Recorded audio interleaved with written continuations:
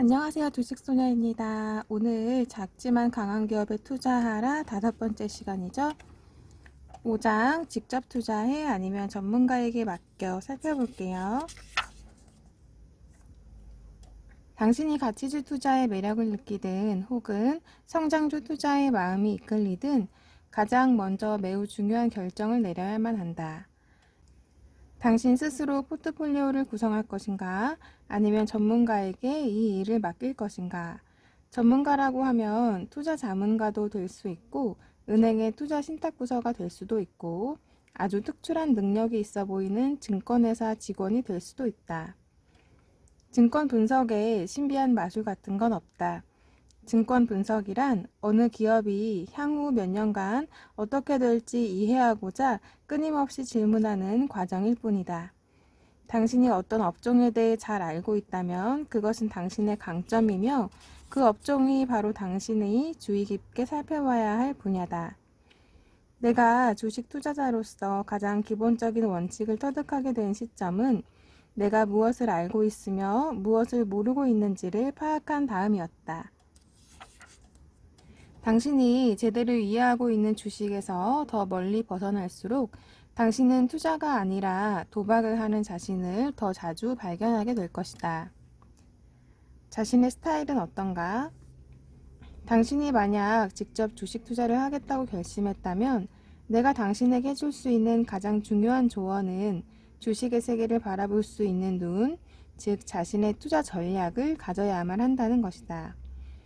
주식 투자로 성공하는 사람들은 자신이 어떤 부류의 주식에 투자하고 싶은지 분명히 선을 그을 수 있는 투자 철학을 갖고 있고 끊임없이 스스로 질의응답을 한다. 투자의 세계에서 가장 유명한 인물들, 가령 존 템플턴이나 워렌 버펫, 피터 린치, 존 네프 같은 사람들을 떠올려 보라. 그러면 이들에게 따라다니는 특유의 투자 스타일이 함께 연상될 것이다.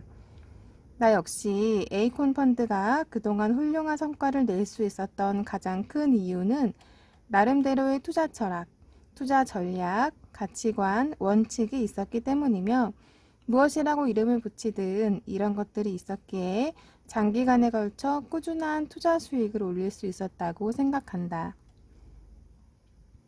내가 늘 찾고자 하는 투자 대상은 사업 내용을 이해할 수 있으며 무엇을 만들든 혹은 무엇을 하든 해당 분야에서 독보적인 지위를 차지하고 있는 작지만 강한 기업이다. 따라서 내가 찾는 기업은 대개 한두 가지의 사업에만 전념한다.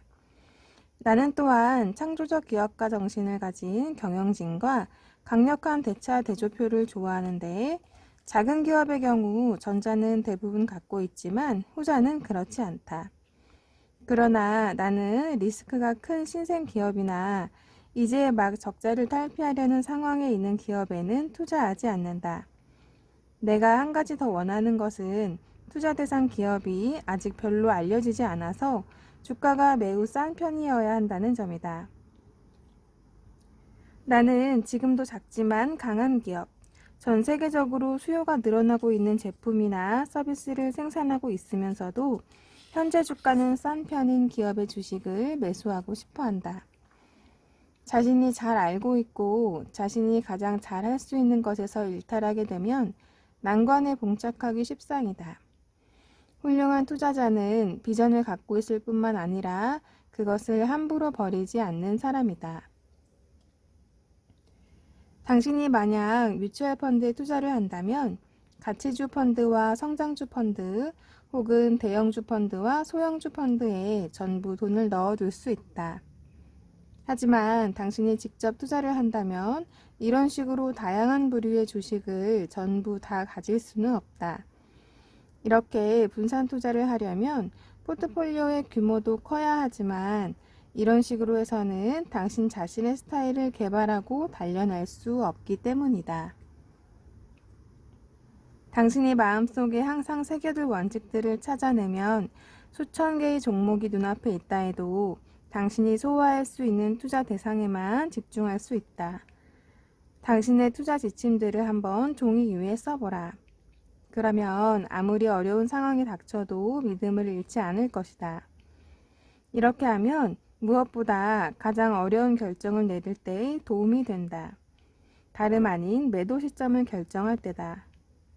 이런 기술은 반복적으로 지켜갈수록 점점 더 좋은 습관이 된다. 더구나 이런 습관이 몸에 배면 유행에 따라 이리저리 종목을 교체하고 그것도 대개는 유행이 끝나갈 때 올라타는 아마추어의 오류에서 벗어날 수 있다.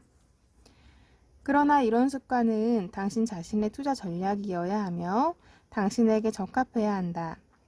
어느 가수든 자기 노래를 가장 잘 부르는 법이다. 리스크를 받아들이는 자세. 실제로 초등학교를 졸업할 때쯤에는 저마다 이미 투자 철학을 갖췄다고 말할 수 있다. 투자자가 자기 자신에게 물어봐야 할 가장 핵심적인 질문은 나는 리스크를 어떻게 받아들이는가이기 때문이다. 이에 대한 대답은 만 12세가 지난 다음에는 거의 바뀌지 않는다. 리스크에 대한 각자의 자세는 아주 뿌리 깊고 본능적이다. 그래서 자신이 리스크를 받아들이는 자세와는 반대되는 행동을 하게 되면 왠지 불편해진다. 그런 점에서 무엇보다 먼저 할 일은 자신이 어떤 사람인지 파악하는 것이다. 너 자신을 알라는 경구에서 철학적 지혜가 출발하듯이 내가 리스크를 얼마나 감수할 수 있는지를 알라는 데서 투자에 관한 지혜가 출발한다. 리스크라면 딱 질색이라는 사람은 주식에 주자만 들어가도 머리를 저으며 은행의 정기예금처럼 고정적인 이자가 나오는데 돈을 넣을 것이다. 자신의 리스크 선호도가 얼마나 되는지 테스트할 수도 있다. 하지만 잠시 리스크를 생각해보고 또 스스로에게 솔직하기만 하다면 누구나 자신이 리스크를 얼마나 감수할 수 있는지를 알게 될 것이다. 정말로 성공적인 투자자가 되고 싶다면 평생을 함께할 자신의 스타일을 고수해 나가야 한다. 자신의 스타일에 믿음을 가지라. 이미 한참 올라버린 주식만 쫓다 보면 자신의 원칙도 못 지키고 갈아탄 주식에서도 손해를 보는 이중의 아픔만 겪게 된다. 처음에는 새로 주식시장에 상장되는 IPO 주식을 쫓았다가 다음에는 니프티 50로 그 다음에는 고배당주로 몰려다니는 투자자들을 나는 지켜봤다. 나는 합리적인 가격의 성장주가 시야에 들어올 때까지 숨죽인 채로 있었으므로 펄떡거리는 IPO 주식이 굉음을 낼 때도 대형 성장주가 천문학적인 주가 수익 비율로 거래될 때도 비켜갈 수 있었다. 덕분에 1973년에서 74년의 약세장이 찾아왔을 때 아직도 살아남은 좋은 주식들을 헐값에 매수할 수 있었다. 분명한 투자 철학을 갖고 있다면 증권회사 직원이 지금이야말로 좋은 기회라며 가장 인기 있는 종목으로 교체하라고 이야기해도 귀를 막을 수 있다. 사실 증권회사는 당신이 여기저기로 돈을 옮기면 옮길수록 더 많은 수입을 올린다. 그래서 월스트리트는 끊임없이 새로운 유행을 만들어 퍼뜨린다. 프로를 고용하라. 투자하는 데 필요한 시간과 훈련, 투자를 제대로 하기 위한 기술과 지식, 투자에 소요되는 자금, 투자에 적합한 개인적인 성향 등을 고려할 때 나는 개인 투자자의 95%는 뮤추얼 펀드가 가장 합리적인 투자 방법이라고 생각한다. 뮤추얼 펀드에 투자하면 가장 기본적으로 당신은 그 즉시 분산 투자를 자동적으로 하게 된다. 10만 달러 정도의 돈을 갖지 않고도 분산 투자를 할 수 있는 유일한 길은 뮤추얼 펀드에 투자하는 것뿐이다. 분산 투자는 당연히 리스크를 낮춰준다. 어느 종목이나 업종에 집중 투자를 하게 되면 당신이 맞았을 경우 큰 수익을 올릴 수 있다. 그런데 당신이 틀린다면 큰 타격을 입게 된다. 따라서 리스크를 감수하는 면에서는 누구에게도 뒤지지 않을 자신이 있는 사람이라면 자기가 직접 투자할 것이다. 그래야 자신이 가진 돈을 단 몇 종목에 전부 투자할 수 있을 테니 말이다. 그러나 다시 한번 말하지만 너 자신을 알라. 하지만 내가 생각하기에 뮤추얼 펀드에 투자하면 얻을 수 있는 가장 큰 이점은 투자를 전업으로 하는 프로페셔널이 당신의 돈을 관리해 준다는 것이다. 이들의 프로 근성은 단지 경영학 석사 학위를 가졌다는 데서 나오는 게 아니다. 펀드 매니저는 경험을 갖고 있다. 이들은 강세장과 약세장을 모두 겪었고 또 강세장과 약세장에서 모두 배웠다. 오랫동안 뮤추얼 펀드 업계에서 월스트리트 인간관계를 쌓아왔고 회사 안에서도 수많은 동료, 선후배를 두고 있다. 프로는 결정적인 정보가 어디에서 나오는지 알고 있다. 주식 투자를 하겠다면 금융과 경제 지식은 당연히 갖추고 있어야 하지만 기술 분야의 지식과 마케팅, 회계학, 통계학, 심리학, 엔지니어링 쪽도 알고 있어야 한다. 역사와 정치학에 대한 지식도 매우 유용하다. 어느 하나 주식 투자에 필요하지 않은 지식을 찾기가 어려울 정도다. 그래서 뮤추얼 펀드 회사들마다 포트폴리오 매니저와 애널리스트 팀을 두고 있고 이들 각자는 자신이 전문적으로 알고 있는 한두 분야에 전념하면서 최선의 포트폴리오를 관리한다. 뜨거운 가슴과 차가운 머리.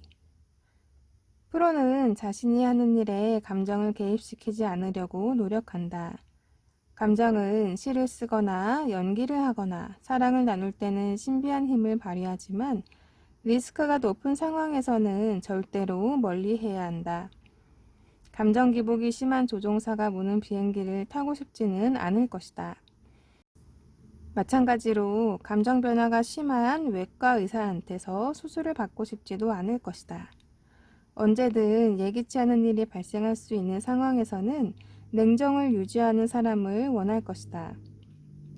물론 프로 펀드 매니저라 해도 1987년 10월 19일처럼 다우존스 평균 주가가 하루에 500포인트 이상 폭락하는 광경을 지켜보며 감정적인 동요가 없기는 어려울 것이다.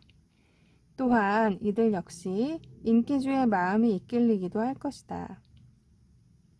그러나 내가 말하고자 하는 것은 이들은 적어도 대부분의 개인 투자자들보다는 객관적이라는 점이다. 이들은 약세장에서도 패닉에 휩쓸려 우왕좌왕할 개연성이 상대적으로 더 적고 시장이 한창 열기를 내뿜을 때도 회의적인 시각으로 바라보는 경우가 많다. 이들은 대체로 자신의 실수를 기꺼이 받아들이고 재빨리 손절매에 나선다. 이들은 매일 자신의 견해와 반대되는 의견을 수없이 만나고 덕분에 보다 객관적인 입장을 유지할 수 있다. 간단히 말해 이들은 결정적인 순간에 보다 합리적인 판단을 내릴 수 있다. 또한 이들은 다른 사람들의 돈을 관리하는 데서 오는 무거운 책임감을 느끼는 동시에 스스로 프로 펀드 매니저로 일하는 데 대단한 자부심을 갖고 있다. 사실 대부분의 뮤추얼 펀드 매니저들은 자신이 운용하는 펀드에 개인 자산의 상당 부분을 투자해 놓는다. 다른 사람들의 평생 저축이 대부분인 펀드 자산을 운용하면서 여기에 자신의 돈까지 합쳐 리스크를 관리한다면 그만큼 대단한 노력을 기울일 게 틀림없다. 이런 모든 점을 고려할 때 뮤추얼 펀드가 대부분의 사람들에게 설득력을 가진다고 이야기하는 것이다.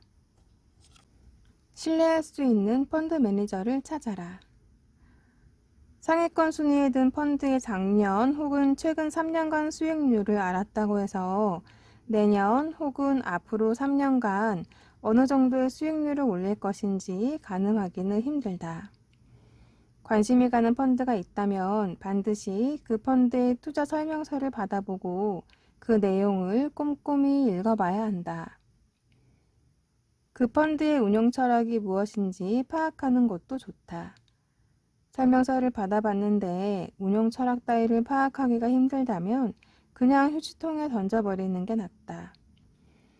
투자 설명서에 운용 철학이 기술돼 있다면 그것이 당신의 마음에 와 닿는지 결정해야 한다. 펀드 매니저가 그런 방향으로 펀드를 관리하는 게 과연 합리적인 것인지, 만약 당신이 충분한 시간과 돈이 있다면 똑같은 방식으로 할 건지 판단해야 한다. 어느 펀드든 내년 혹은 앞으로 3년간 얼마나 높은 수익률을 올려줄지 예측할 수 없다. 하지만 당신의 돈을 관리하는 펀드 매니저가 펀드를 어떻게 운용하는지에 대해 믿음을 갖는다면 수익률에 관계없이 마음 편하게 지낼 수 있다. 일단 속을 편안하게 해줄 펀드에 투자해야 하지만 분산 투자도 필수적이다. 당신이 주식의 내재 가치를 중시한다면 소형주 펀드든 대형주 펀드든 일단 가치주 투자자로 알려진 펀드 매니저가 운용하는 펀드를 골라야 한다. 그렇다고는 해도 당신의 돈 일부는 성장주 펀드에 투자하라. 앞서도 설명했지만 가치주 투자와 성장주 투자는 서로 교대로 음지가 양지되고 양지가 음지된다. 양쪽에 투자하면 그만큼 리스크를 분산하고 수익률을 고르게 만들 수 있다. 당신이 신뢰하는 펀드 매니저에 대한 충성도는 아주 중요하다. 왜냐하면 누구도 당신에게 매년 최고의 수익률을 올려주지는 못하기 때문이다. 펀드 수익률에 관한 한 틀림없는 사실은 절대로 내년에도 똑같은 수익률을 기록하지는 않을 것이라는 점이다. 물론 지난 10년간 형편없는 수익률을 기록했던 펀드 매니저라면 내년에도 저조한 수익률을 올릴 가능성이 높다. 하지만 지난 3년 혹은 5년간 시장 평균보다 훨씬 더 높은 수익률을 기록한 펀드 매니저라고 해서 앞으로 3년 혹은 5년간 계속해서 시장 평균보다 훨씬 더 높은 수익률을 올려줄 것이라고 말하기는 어렵다. 사실 지금까지의 통계를 보면 이러한 펀드 매니저의 수익률은 오히려 떨어지는 경향이 있다. 평균으로의 회귀 현상이 강하게 작용하는 셈이다. 당신이 해야 할 일은 리스크에 대해 또 주식시장에 대해 당신이 생각하는 방향과 일치하고 그래서 신뢰할 수 있는 스타일의 펀드 매니저를 찾는 것이다. 그리고 또 한 가지, 당신이 선택한 펀드 매니저는 최고로 좋았던 기간과 그저 그랬던 기간을 포함해 장기간에 걸친 수익률이 그 펀드가 속해 있는 펀드 그룹에서 평균치 이상은 되어야 한다.